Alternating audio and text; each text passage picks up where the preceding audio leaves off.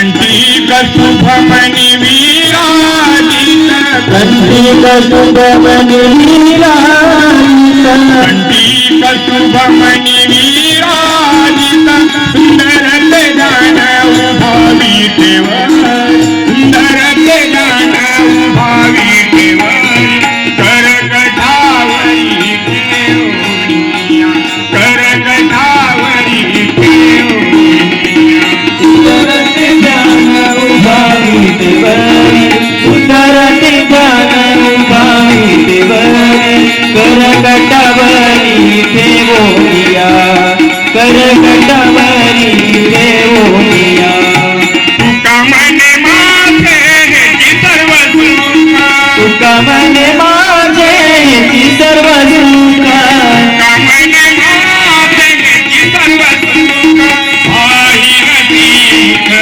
आवडी पाहि हती मुख आवडे हे सुंदर ते गाण उभा विठेवर सुंदर ते गाण उभा विठेवर करकटावरी ठेवूनिया करकटावरी ठेवूनिया करकटावरी ठेवूनिया हे सुंदर ते गाण उभा विठेवर सुंदर ते गाण उभा विठेवर करकटावरी ठेवूनिया करकटावरी ठेवूनिया करकटावरी ठेवूनिया हे विटेवरी उपदेव कटेवरी हात काय मोजेचा पंढरीनाथ विठेवरी विठेवरी हात हे विटेवरी उपदेव कटेवरी हात काय मोजेचा पंढरीनाथ विठेवरी विठेवरी हात पंढरीनाथ काय मोजेचा पंढरीनाथ काय मोजेचा पंढरीनाथ पंढरीनाथ काय काय काय मोजेचा पंढरीनाथ काय मोजेचा पंढरीनाथ हो विटेवरी उपदेव कटेवरी हात काय मोजेचा पंढरीनाथ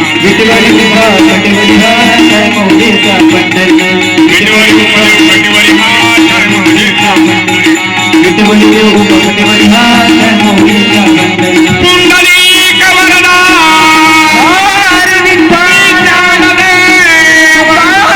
पंढरीनाथ भगवान की संत श्रीमणी रोहिदास महाराज की हे विटेवरी उपदेव कटेवरी हात काय मोजेचा पंढरीनाथ हे विटेवरी उपदेव कटेवरी हात काय मोजेचा पंढरीनाथ बोलो गोपाल कृष्ण भगवान की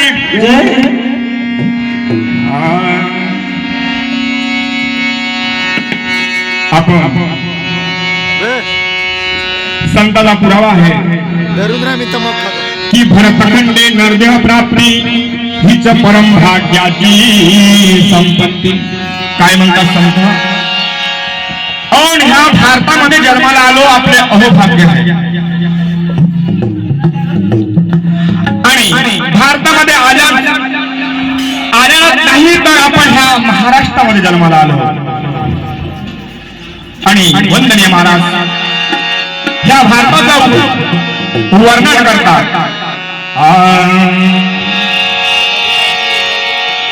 ह्या आपल्या जगामध्ये अनेक संत महान पुरुष होऊन गेले आणि अशा ह्या संतांच्या भूमीवरती आपला जन्म झालेला आहे याच भूमीवरी वाहतो झरा संत चोखवायांचा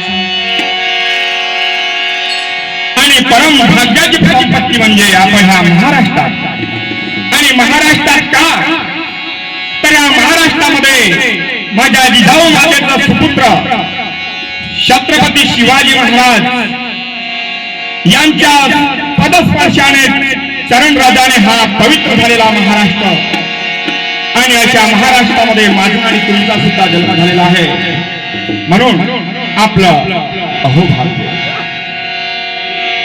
आपण वारकरी संप्रदायाचे लोक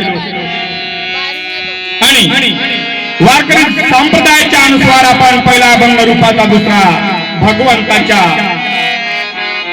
ध्यानाचा अभंग झालेला आहे आणि आज तो या संत श्रीमणी रविदासजी महाराज यांच्या जयंती निमित्तानं होऊ घातलेला गोपालकाळाचा कार्यक्रम आणि त्या काल्याला अनुसरण बोलण्याकरिता एक पुरावा म्हणून आपला संतांचा अभंग ठेवला जातो. जाडोनी संसार बसलो अंगणी, ह्या न्यायानं जगण्यानं आपल्या सर्व संसाराची राख रांगोळी केलेला माझा संत तुकोबाराय. ह्या जगाची माहुली नवे अहो पुरुष लिंग असून सुद्धा तो स्त्रीलिंग आहे अशी माझी ज्ञानेश्वर माऊली. आणि जो शांत आहे, जो श्रीमंत आहे आणि ह्या महाराष्ट्रात अशी सबूत दिसल अशी मूर्ती जो संत आहे माझी शांती ब्रह्म पैठण निवासी एकनाथ महाराज. आणि आज ह्या गोपालकाळाच्या निमित्ताने शांती ब्रह्म एकनाथ महाराजाचा अभंग निवडलेला आहे.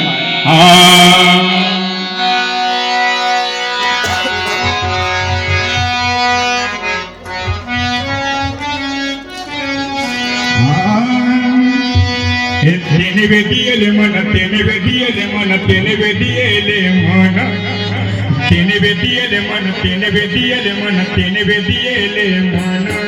पाहिला पाहिला आनंदाचा आनंद, पाहिला पाहिला आनंदाचा आनंद, पाहिला पाहिला आनंदाचा आनंद. तेने वेदियले मन, तेने वेदियले मन, तेने वेदियले मन, तेने वेदियले मन, तेने वेदियले मन, तेने वेदियले मन. पाहिला पाहिला आनंदाचा आनंद, पाहिला पाहिला आनंदाचा आनंद, पाहिला पाहिला आनंदाचा आनंद.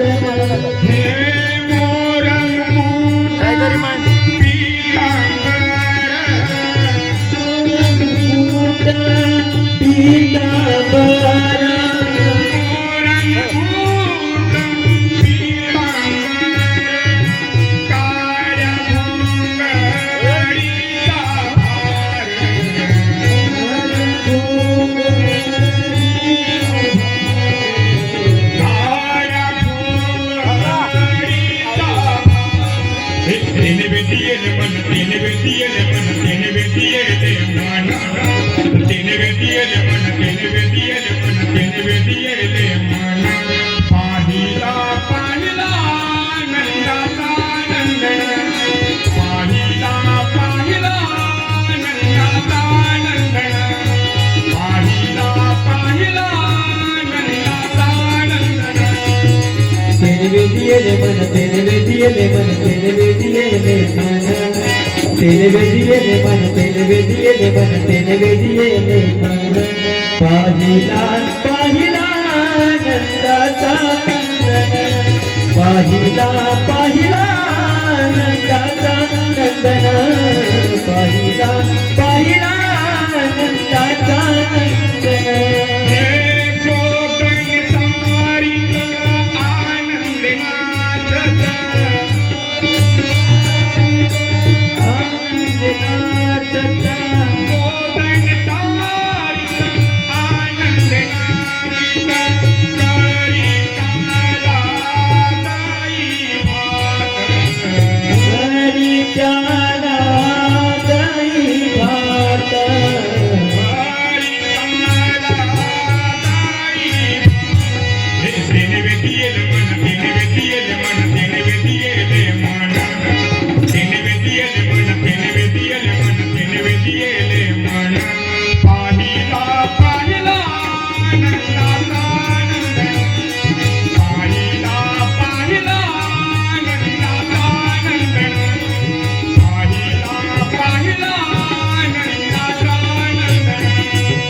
तेने वेदियले मन, तेने वेदियले मन, तेने वेदियले मन, तेने वेदियले मन, तेने वेदियले मन, तेने वेदियले मन. पाहिला पाहिला आनंदाचा आनंद, पाहिला पाहिला आनंदाचा आनंद, पाहिला पाहिला आनंदाचा आनंद.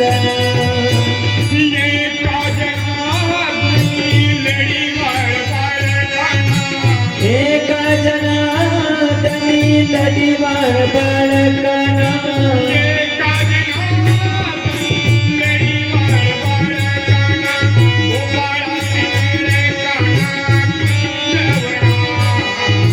गोपाळाची खेळे काना कुंजवना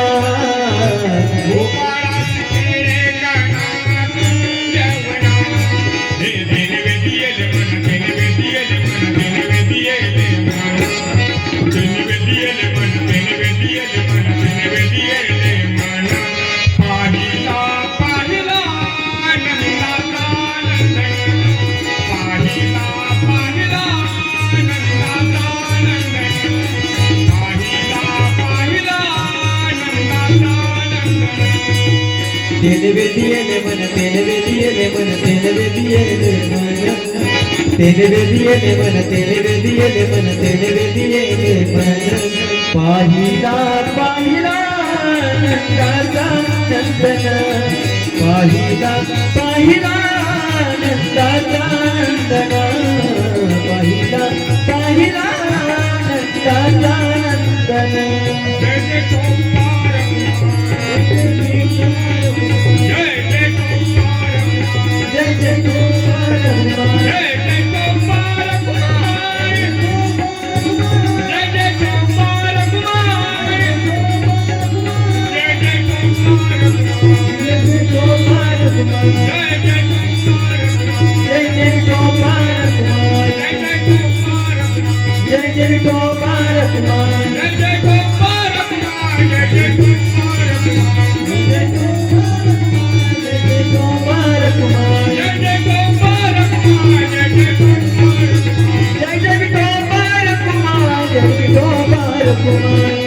सद्गुरुनाथ महाराज की जय। शांतीब्रह्म एकनाथ महाराज काल्याचा अनुसरण बोलण्याकरिता 4 चरणाचा अभंग घेतलेला आहे. पण या अभंगाचा प्रतिपाद्य करण्या अगोदर आपल्या प्रतिपादन करणे आवश्यक आहे. आपल्या टोलीवरील हे चर्मकार छोटासा समाज, पण ह्या वर्षी आमचा हा 25वा वर्ष चालू आहे जयंतीचा. आणि वारकरी नियमानुसार 25 वर्ष म्हणजे 12 वर्षाचा एक टप असतो. आणि 2 टपाहून 3ऱ्या टपाकडे आमची वाटचाल चालू आहे. मी धन्यता देतो ह्या समाजाला. आणि तुमच्याच गावचा एक लहानसा मुलगा, आपण संतही नाही, आपण महाराजही नाही, आपण कीर्तनकारही नाही. कारण की महाराज म्हटल्यानंतर त्याचं कार्य महान असावं लागतो. तेव्हा महाराज कीर्तनकार म्हटल्यानंतर प्रभूचे रात दिवस तो रात्रंदिवस कीर्ती गात असतो तो कीर्तनकार. आणि ह्या कोणत्याही पदवीमधून मी नाही, मी तुमचाच एक बालक.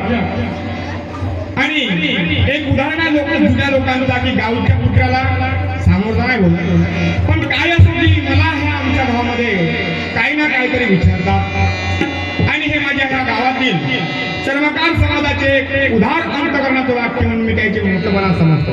विठ्ठल विठ्ठल विठ्ठल विठ्ठल विठ्ठल विठ्ठल विठ्ठल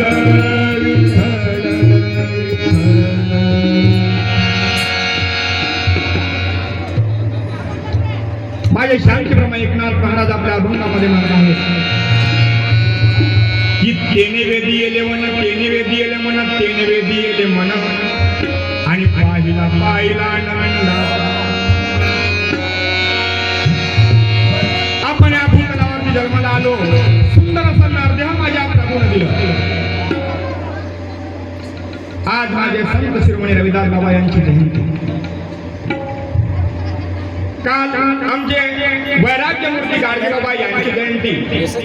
आणि आज आपल्या गावामध्ये रविदास बाबांची जयंती नसून आज एकादशी सुद्धा. एकादशी म्हणजे 10 इंद्रिय आणि 1 मन. ह्या 10 इंद्रिय आणि मनाला एकाग्र करून एका ठाई बसणे त्याला का म्हणतात? एका उपाशी राहून जरी उपास करून राहिलो तर एकादश होऊ शकत नाही संताचा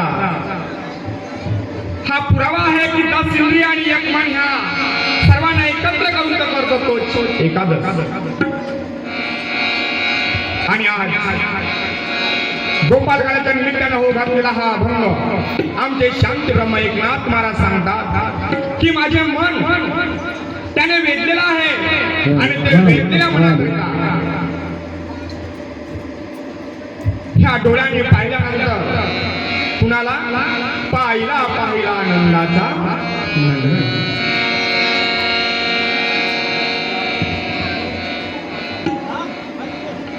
आपण जन्माला आल्यानंतर हा मानव देह सुंदर असा मिळालेला आहे आणि हा सुंदर मानव देह मिळाल्यानंतर संतांनी काही पाहायला सांगितले आहे. पहिली आहे ती निरोगी काया, दुसरी पतिवर्ता माया, तिसरा सुख मुलगा, चौथी दैवी संपत्ती आणि पाचवी ईश्वर प्राप्ती. आपण ह्या भूतलावर जन्माला आल्यानंतर संत सावधगिरीने वागायला सांगतात की बाबा रे, अरे तू जन्माला आलास, माणसाने जन्माला आलास, माणसासारखा वाग. आणि पहिली पायरी सांगितली आहे निरोगी काया. मग निरोगी काया ठेवण्यासाठी काय करावं लागेल? आताच्या काळामध्ये जास्त व्यसन आणि फॅशन ह्या दोन गोष्टी जास्त वाढल्या.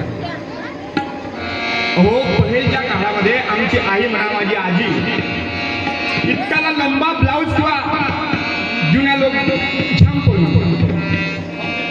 मोठ्या मोठ्या हाताचे ब्लाउज शिवत होते. पण आता हळूहळू हळूहळू तो कमी होत गेला. कोणाला माहिती एक दिवस काहीच राहणार नाही. विठ्ठल विठ्ठल विठ्ठल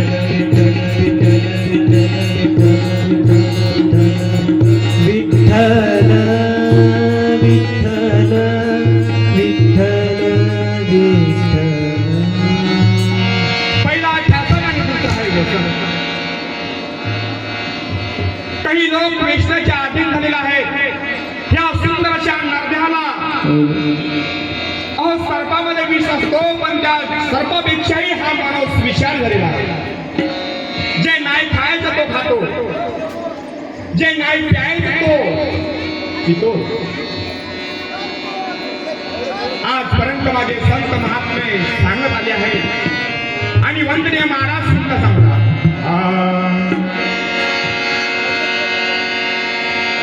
हे झाला गर्ग कसा व्यसना, उठ रे उठ तरुणा देहा. उठ, ह्या देहामध्ये जागृत हो. अरे आपल्या मनाला सांग की हे म्हणा, अरे त्या विष असलेल्या विषयापासून तू. माझ्या भारताला पाकिस्तान पासून भीती नाही, माझ्या भारताला अफगाणिस्तानापासून भीती नाही. पण खरोखर सांगतो माय हो, माझ्या बंधूंनो, ह्या भारताला वेसनापासून अवश्य. कोणाचे खरे खाऊन कोमान करतात, कोणाच्या किडण्या करतात आणि चांगला भेटलेला हा मनुष्य देह आपण दुर्व्यक्ती लावून याचा नाश करण्याचा प्रयत्न करतो. म्हणून पहिला निरोगी काया, दुसरी पतिवर्ता जाया म्हणजे पत्नी, भार्या. आपण अर्धांगिनी सुद्धा म्हणतो. इंग्लिश मध्ये काय म्हणतात? वाईफ. इंग्लिश मध्ये म्हणतात वाईफ. अहो, दिशावर असतो अवलंबून वाईफ. तिला काय म्हणतात?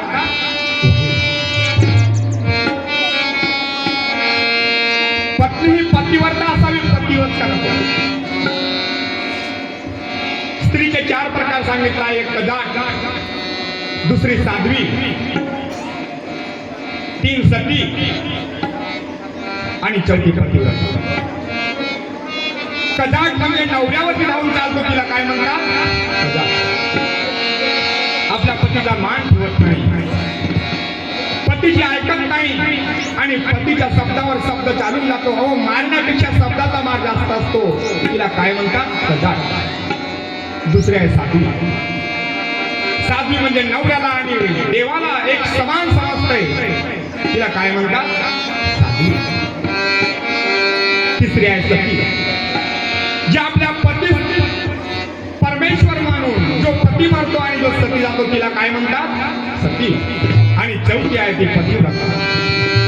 हो पती किया माता पती सरोनी पतिव्रता. का म्हणे धन्य धन्य ती पतिव्रता जिची देवावर सत्ता. शास्त्र म्हटलं तर गीता, ममत्वर म्हणलं तर माता, आणि पाठीवरती म्हटला तर माझी फक्त रामाची सीता. चालू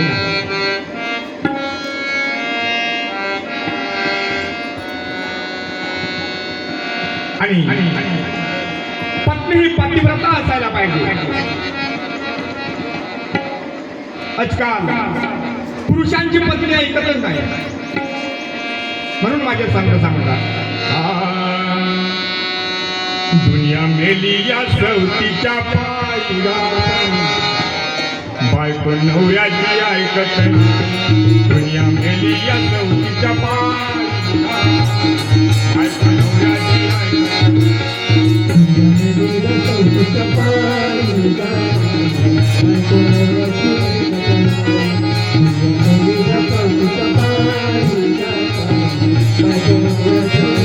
नाही. बायको म्हणत होईल गा बायको म्हणत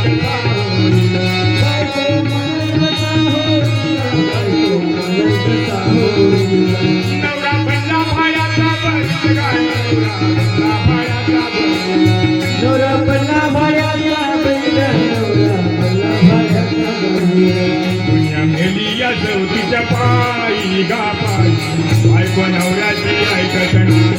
दुनिया मेली या चौथीच्या पायी गा बायको नवऱ्याची ऐकत नाही.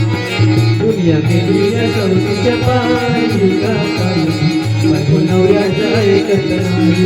दुनिया मेली सौतीच्या पायी गा पायी बायको नवऱ्याचं ऐकत नाही. महाराज की जय. ओ माझी सीतामाता बघा ना, पतीच्या पायावर पावलावरती पाऊल ठेवून काट्या गोठ्यामध्ये वनामध्ये फिरतो आहे. जेव्हा रामाने सीतामातेला सांगितलं सीते अगं तू माझ्यासोबत येऊ नकोस, मला 14 वर्षाचा वनवास आहे आणि तू नववधू आहेस. आईनं सांगितलं देवा अहो मी सगळे तुमचे ऐकेन पण पतीला सोडून राहणे तुमची ऐकणार नाही. माझ्या आईनं लग्न झालं तेव्हा नाही सांगितलं मला. माझ्या आईनं सांगितलं हे मुली बघा पती हा परमेश्वर असतो आणि जो लग्न होऊन जो पती आपल्याला घरी नेतो त्याच्या सुखामध्ये दुःखामध्ये जी साथ देतो ना तीच पतिव्रता असते मुली. सीतामाता सांगतोय प्रभू मी नाही ऐकणार. तुम्ही दुसरं काही सांगा मी तुमची ऐकणार पण तुम्हाला सोडून राहणे मी तुमची ऐकणार.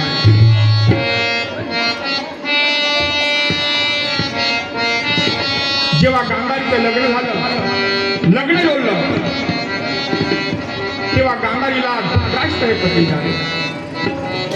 वधू मंडपात आले. पहिला मुलींचा एवढा आपल्या माहेबापावरती विश्वास होता ते मुलाचा चेहरा सुद्धा बघत नव्हते. वधू मंडपात आले, बसले आणि धृतराष्ट्र आंधळा होता आणि आंधळा असल्यामुळे त्याला दोघे जण धरले. ते नवरदेवाच्या बरोबर ते दोघे असतात ना ते धृतराष्ट्रापासून हे प्रथा लागला. आताही दोघे जण असतात त्याला काय म्हणतात लांडगे. काय म्हणतात लांडगे. पहिले तर दोघे जण ते धरून ठेवण्याकरिता होता ना आता 99 फक्त दारू सुद्धा दोघे जण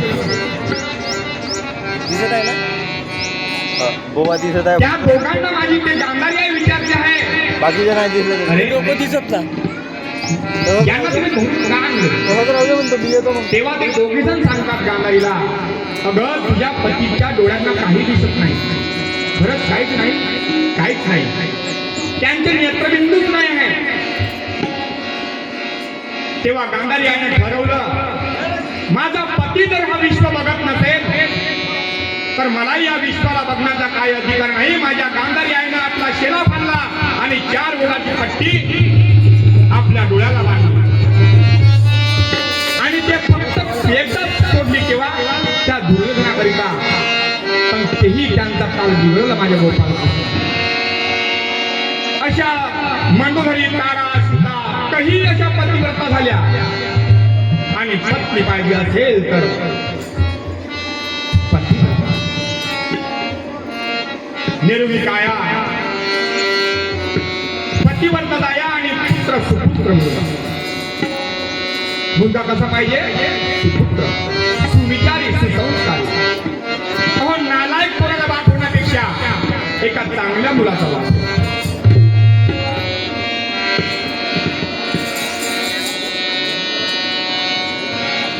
त्या आंगड्याला किती होते दुसऱ्याला किती होतो 100 मुले होते किती 100 पण त्या 100 मधून एकही चांगला नव्हता 100चे 100ही नालायक होते माझ्या अंजनी मातेला किती होते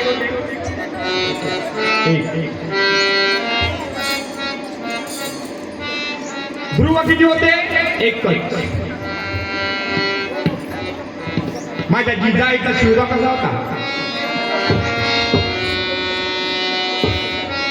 आताच 19 तारखेला त्यांची जयंती झाली 19 फेब्रुवारी छत्रपती शिवाजी महाराज ओ कट जाएंगे मगर छूटेंगे नहीं किसी के आगे असे माझ्या जिजाऊचे छत्रपती शिवाजी महाराज कोंबडी वाणी 30-35 नसले तरी चालेल एकच पाहिजे वाघिणीला किती असतात एक किंवा दोन ते 12 वर्षातून एकदाच होतो वाघिणीला पण वाघीण कशी जंगलामध्ये घोरवतो बीरघोर कारण तिला माहित आहे माझा मुलगा वाघ आहे वाघ काय आहे वाघ आहे आणि म्हणून ते वाघीण बीरघोर घोरतो म्हणून माझे कबीरदास महाराज म्हणतात ऐसा पुत्र देना माई ऐसा पुत्र देना माई भक्त या सूर नहीं तो बिचारी बांध बली ना गमाया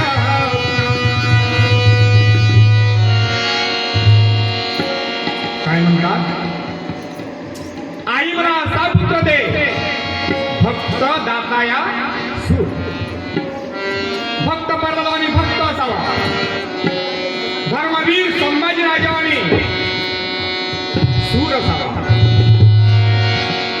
आणि ज्यानं माझ्या वामन अवतारामध्ये गोपाल कृष्णाला तिन्ही लोक दान केला असा दानवीर राजा बली असावा नाही तर काही गरज नाही देवा कबीर महाराज म्हणतात काही गरज नाही एकटे पुत्र नको मग नसलेलं बरं पुत्र कसा पाहिजे पुत्र म्हणतात राजाच्या पाटलानं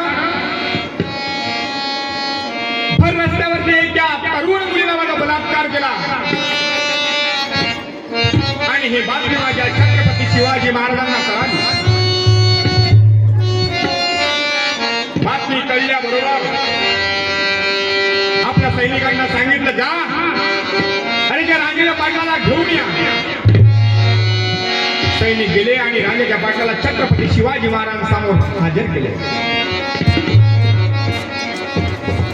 माझ्या शिवाजी महाराजांचा न्याय असा होता हो स्वतःचा बाप जरी असेल तरी त्याला सोडत नव्हते हा छत्रपती शिवाजी महाराजांचा न्याय राजाच्या पाटलाचे दोन्ही हात आणि दोन्ही पाय तोडून टाकले माझ्या छत्रपती शिवाजी महाराजांनी हा माझ्या छत्रपती शिवाजी महाराजांचा न्याय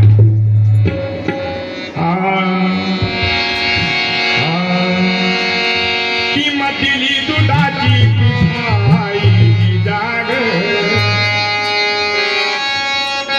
किंमत दिली दुधाची तुझ्या आई जाग झाला महाराष्ट्राचा राजा शिवाजी राजा झाला महाराष्ट्राचा राजा शिवाजी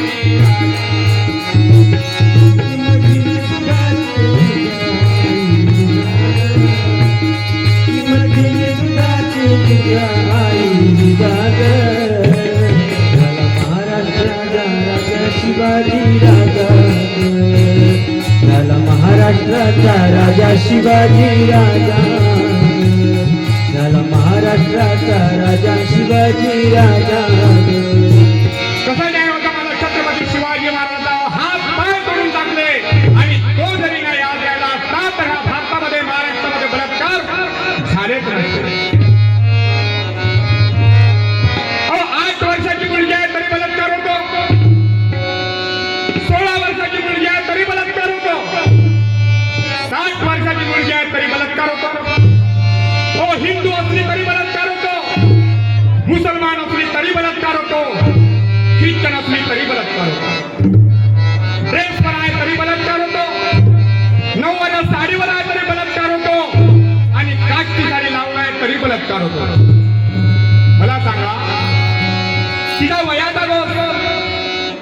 तिच्या धर्माचा दोष की तिच्या कपड्याचा दोष?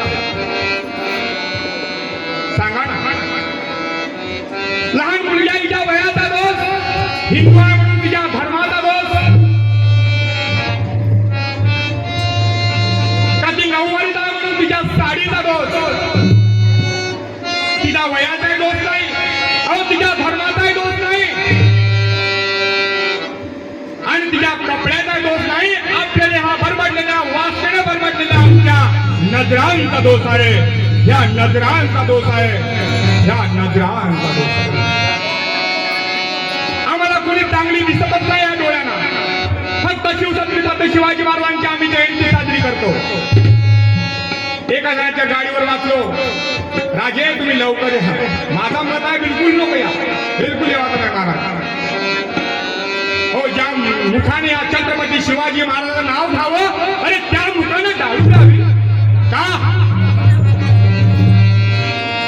माझ्या छत्रपती शिवाजी महाराजांना दारू पिण्याकरता बोलवता इथं नको राजे. माझ्या मनात काय बिलकुल यायचं नाही. हा जग वेदनाधीन झालेला आहे. प्रत्येकाच्या नजरात विषय भोग चालू आहे. जिकडे तिकडे बलात्कार होत आहेत आणि अशा युगामध्ये माझ्या राजाला बोलवता. छत्रपती शिवाजी महाराज राजे या म्हणून गाडीवरती घेऊन या ना. गाडी बियर बार मध्ये काय ना दारू पिवायला बोलवता? नको नको राजे. हो, एकच मुलगा पाहिजे, पण कसा पाहिजे? सुपुत्र मुलगा. ऐसा पुत्र देना माई, पुत्र देना गुणवान. काय म्हणतात कबीर महाराज? ऐसा पुत्र देना माई, पुत्र देना गुणवान. गुणवान के अंगणों में लाखों खड़े धन. अहो, बलिराजासारखा पुत्र घडवा. माझ्या परब्रह्माचा मालक, ह्या ब्रह्मांडाचा नायक, ह्या सृष्टीचा चालक गोपाल कृष्ण त्याच्या घरी गेले. विचार करा. माझ्या बहिणींना, माय माऊलींना असं विनंती आहे. अहो, जसं कया बिना भक्ताला आपल्या गर्भामध्ये धारण केलं, काय संस्कार केले असते. माझ्या जिजाऊ आईला जेव्हा दिवस होते तेव्हा ते आपल्या पतीला शहाजी महाराजाला सांगत होते का, हे पतिदेव, अहो मला अंगरका टाकावा असा वाटतो, ह्या डोक्यामध्ये गिरे टोप टाकावा असा वाटतो, ह्या कमरेला म्यान अटकावा आणि तलवार हातात घेऊन घोड्यावरची लगाम काढून घोड्यावर स्वार होऊन ह्या सह्याद्रीच्या कडा कपाडीमध्ये शत्रूंना असं नायनाट करावं असं वाटतं. तुम्हाला काय वाटतं? निदान दिवाळीचे भिंतीचे घेप लागावा असं वाटतं. सांगा ना, कसा मुलगा जन्माला? हो, गर्भ संस्कार हे सर्वात श्रेष्ठ संस्कार आहे. या पुत्राची घडण जरी तुम्ही चांगली करायची असेल तर पुत्राची घडण मातेच्या उदरी कोणावर बनते? त्याच्या आई. ज्यांची जयंती आहे संत रविदास महाराज, त्यांची आई कर्मा किती संस्कारी होती. आणि म्हणून रवी असा तेज असलेला, सूर्यासारखा तेज असलेला पुत्र संत रविदास महाराज. आणि निरोगी काया, प्रतिवत जाया, सुपुत्र मुलगा आणि दैवी संपत्ती. चौथा कारण आहे दैवी संपत्ती. हे गुण का सांगत आहे मी? प्रत्येकाच्या मानवाच्या जीवनामध्ये आवश्यक गुण आहेत म्हणून कीर्तन बाजूला ठेवला आणि हा 5 गुणांचा वर्णन करतात. दैवी संपत्ती म्हणजे काय? माझ्या भगवंतानं 3.5 अंश हात की पंढरी बरवी साजली साजली. अरे एवढा सुंदर नरदेव त्याला एक हात गेलाच नसता तर कल्पना करा. हा एक हात गेलाच नसता माझ्या प्रभुनाथ तर माझ्या युवराजराव काकाजीला जाऊन विचार, त्यांना पायच नाही आता कसं करत असतो. ही दैवी संपत्ती आहे, माझ्या भगवंताने दिलेली संपत्ती आहे. यातून एक जरी कमी झाला तर किती दुःख भोगावा लागतो. निरोगी काया, पतिवर्त जाया, सुपुत्र महिला, दैवी संपत्ती आणि आखरी आहे ईश्वर प्राप्ती. आणि ईश्वराची प्राप्ती करायची असेल तर काय करावं लागतो? भक्ती करावं लागतो. वंदनीय महाराज सांगतात, भक्ती विना उद्धार नाही कुणाचा, भक्तीसाठी निर्धार पाहिजे मनाचा. भक्ती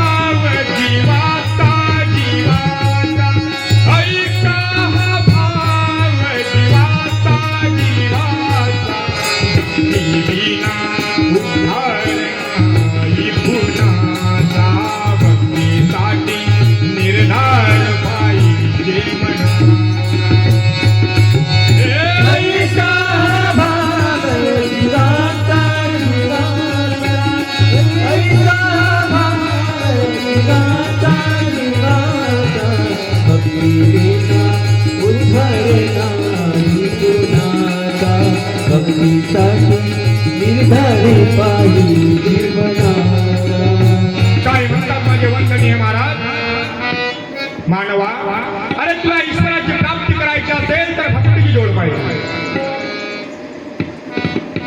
भक्तीशिवाय ह्या कलियुगामध्ये काही नाही. आणि असं हे 5 गुण ज्यांना साधलं त्यांचं जीवन साधल्याशिवाय राहणार. पहिला आहे निरोगी काया, दुसरी आहे पतिव्रता दाया, तिसरा आहे सुपुत्र मुलगा, चौथी दैवी संपत्ती आणि 5वी ईश्वर प्राप्ती. विठ्ठल विठ्ठल विठ्ठल विठ्ठल विठ्ठल विठ्ठल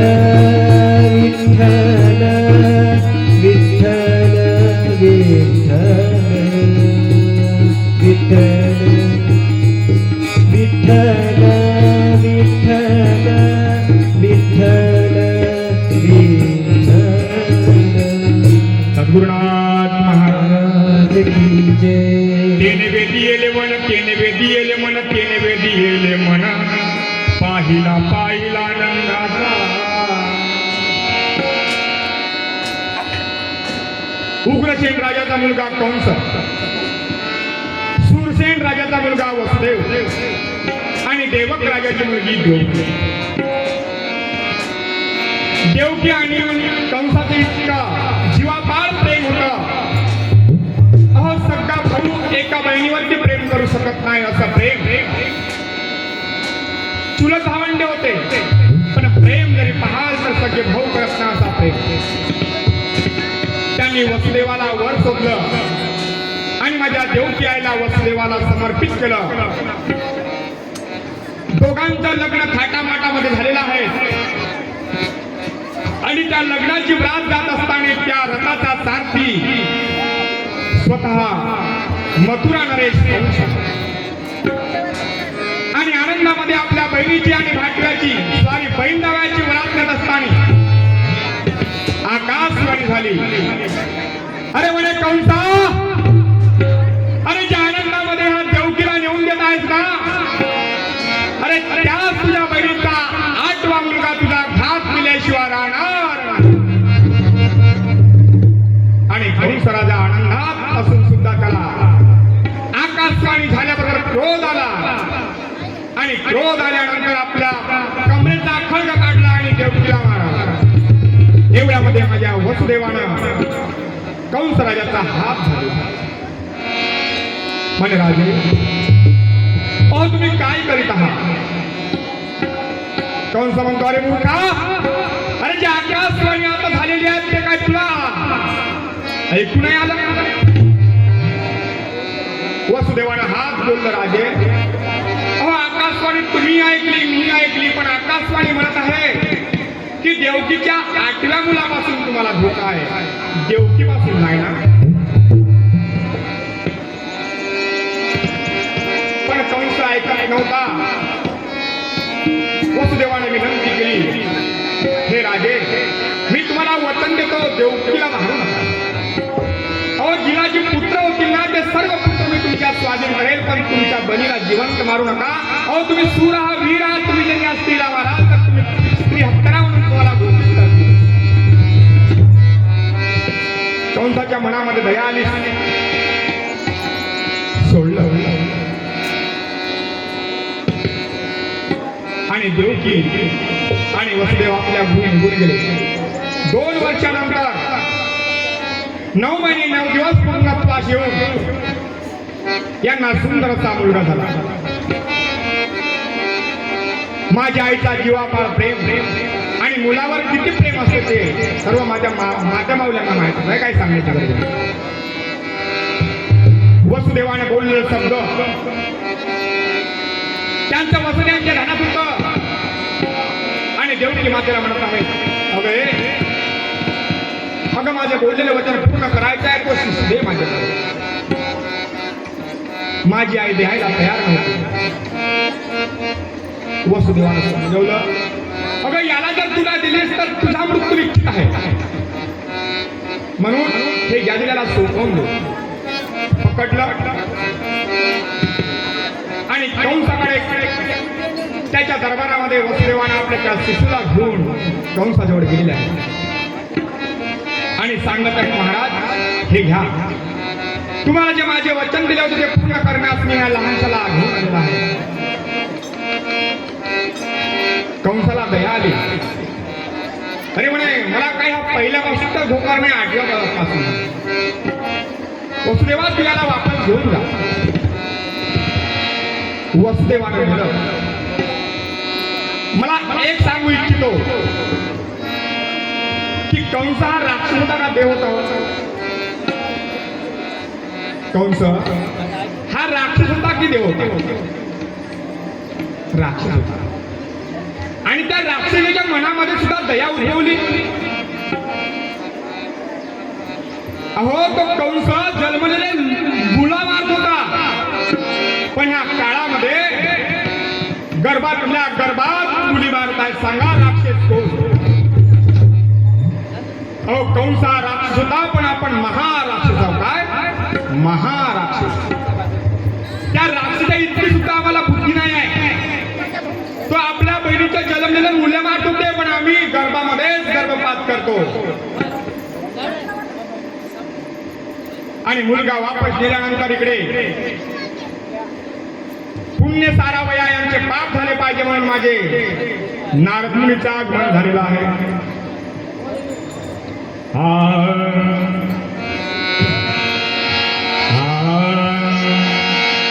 नारायण प्रभु नारायण,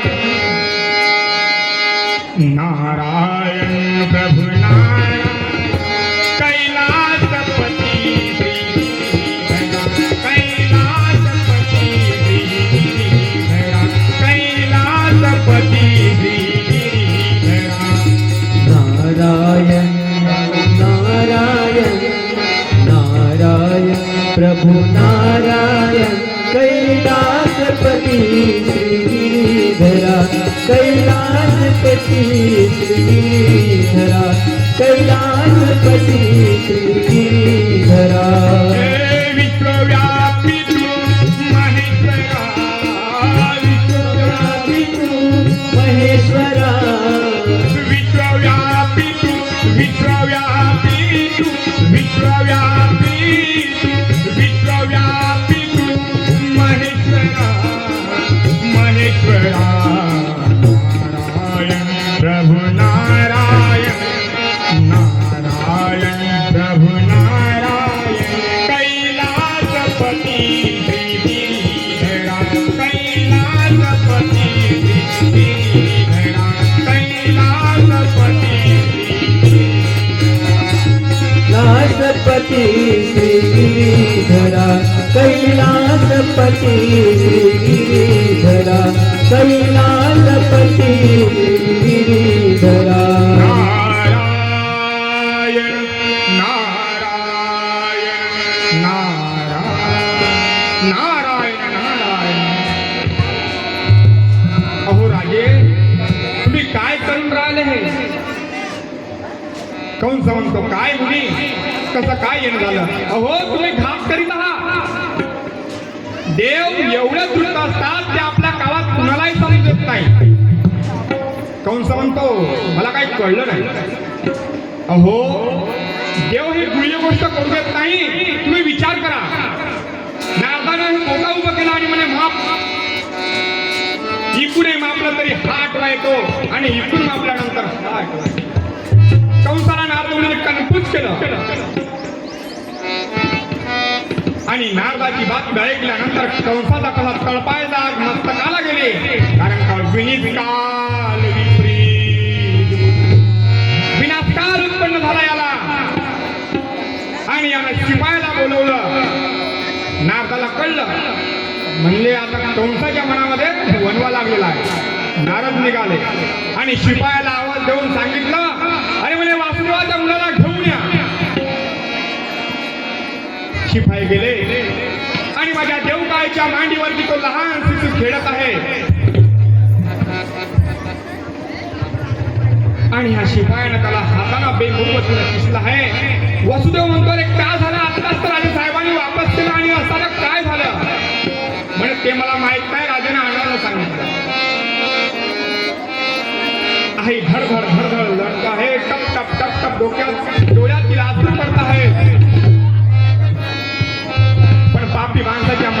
काही दयावाय नसतो. त्यानं कंसाकडे घेऊन गेलं. कंसानं त्या लहानशा शिशूला हातात धरलं, कर कर कर कर कर फिरवलं आणि एका शिळेवरती आपटून एक नाही, दोन नाही, तीन नाही, 6 मुले मारलं कंसानं, 6. आणि 7वा गर्भ जेव्हा धारण झालं तेव्हा योगमायाच्या सायानं वसुदेवाची दुसरी पत्नी रोहिणी ही नंदराजाच्या घरी होती आणि तिच्या गर्भामध्ये आकर्षण केलं. लोकांना नवल वाटलं की असं कसं 7वा गर्भ नाही तुम्हाला. पण देवाची माया असते. आणि मग माझ्या भूमातेला चिंता पडली. जरासंध, शिशुपाल, वक्रदंत ह्या कंसाच्या पापामुळे माझी आई ब्रह्मदेवाला शरण गेली आहे. वशरूपी गाये ब्रह्मापाशी जाये, ब्रह्माचे वंदित असे. हे देवा, ओ मला या पापांचा आता फार सहन होत नाही. तुम्ही काहीतरी करा.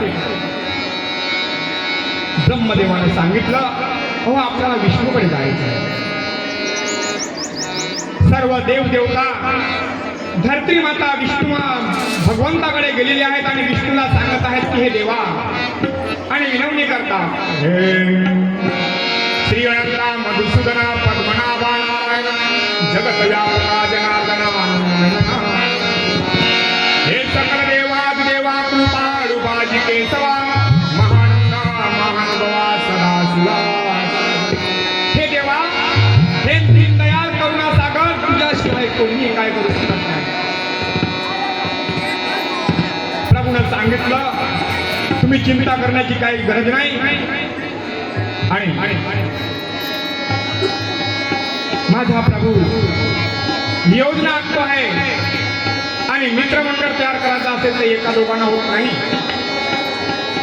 सर्व देवी देवतांना सांगितलं, तुम्ही म्हणे गोकुळामध्ये जाऊन गोपिका, गाई वासरे सर्व उपस्थित व्हा. सर्वांनी तयार झाले आणि माझे भगवान गोपाल महाविष्णू शेषाला विद्वेष करतात. शेषाप्रती बोले, लक्ष्मीचा वर तया अवतार घेऊ. शेष म्हणतो, नको रे बाबा, मी आता तुझ्यासोबत अजिबात येणार नाही. कारण की त्रेता युगामध्ये मी तुझा लहान भाऊ होतो, किती त्रास झाला मला सर्व माहिती आहे.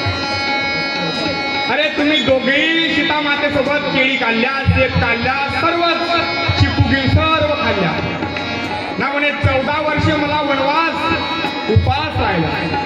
एवढ्या तकलीफीमध्ये मी अजिबात येणार नाही देवा, तुझा तू काय. देवानं सांगितलं, अरे मी पहिला मोठा होतो पण आता तू मोठा हो, मी लहान होतो. मला सांगा, आपण श्रीमद भागवत ग्रंथ श्रवण करतो, 18,000 श्लोक आहे,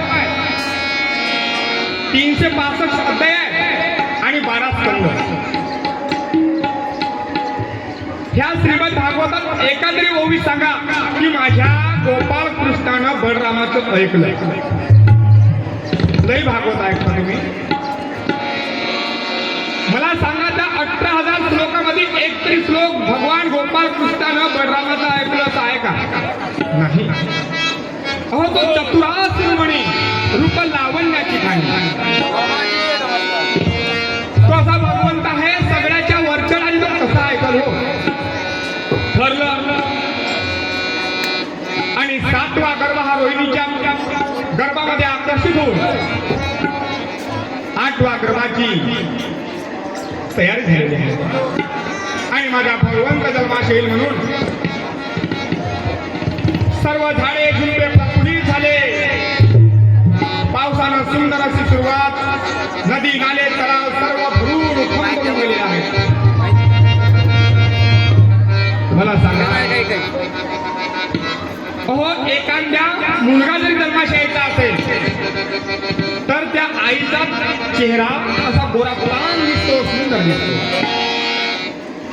कारण त्या स्त्रीच्या चेहऱ्यावरच्या त्या बालाचं काय असते ते मग मला सांगा एखादा माझ्यासारखा शेंबडा मुलगा एखाद्या आईच्या पोटी जन्मात येऊन तिच्या जरी चेहऱ्यावर गेला, तर ह्या विश्वाचा मालक तुझ्या पोटात असेल तर तिच्या चेहऱ्यावर किती तेज असेल. देवकीचे तेज दिसे सूर्य प्रमाण आणि कंसाचे हृदय जळून जाईल. माझ्या देवका मातीचं तेज बघितल्यानंतर कंसाला थरथर थरथर कापत होता.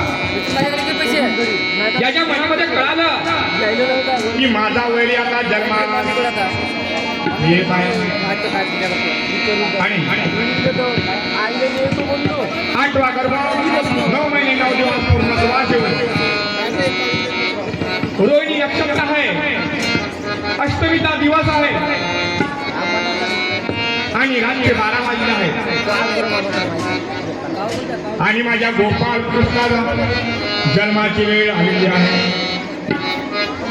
आणि जन्म झाल्यानंतर 8 वर्षाचा मुलगा माझ्या वसुदेवदेवकीया समोर उभा आहे. तुम्ही आता मला काय सांगितलं? जे लिहिले ग्रंथी ते चिरेना जे संतांनी लिहिलं ते सांगतो, त्याच्या व्यतिरिक्त काय सांगणार नाही आणि सांगण्याकरिता मी कोण होतो. 8 वर्षाची मूर्ती माझ्या आईसमोर उभी आहे आणि माझ्या वसुदेवाला सांगतो आहे की बाबा तुम्ही आता इथं लाड घेऊन करता, हे लाड करणे सोडून द्या, प्रेम सोडून द्या, पण मला आता गोकुळामध्ये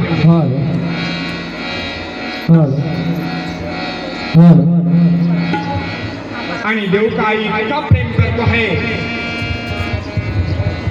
की तिला सोडावं असं वाटत नाही आणि माझ्या देवकाईच्या समोर चतुर्भुज मूर्ती उभी आहे. 4 भुजांना धारण केला असे माझ्या प्रभू काम धर्म आणि वर्ष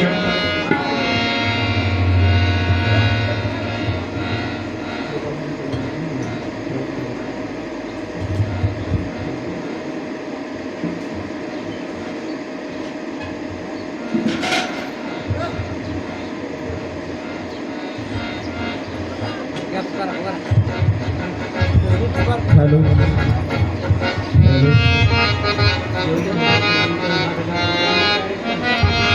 संत शिरोमणी रोहिदास बाबा जयंती 2 दिवसीय कार्यक्रमाचा दुसरा दिवस आणि गोपाल कार्याविषयी मार्गदर्शन खास सोहळ्याकरिता मंचावर उपस्थित झालेले प्रमुख अतिथी सन्माननीय मनसाराम पाटील बनसोड, त्याचप्रमाणे सोबत लाभलेले पुष्पाताई खोब्रागडे ग्रामपंचायत उपसरपंच कोकडी, तसेच लक्ष्मीताई टिकले ग्रामपंचायत सदस्य कोकडी आणि मंचावर उपस्थित नेवारे गुरुजी कोकडी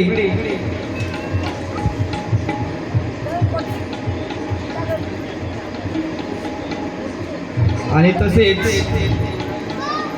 नेवार मॅडम ग्रामपंचायत सदस्य कोकडी आणि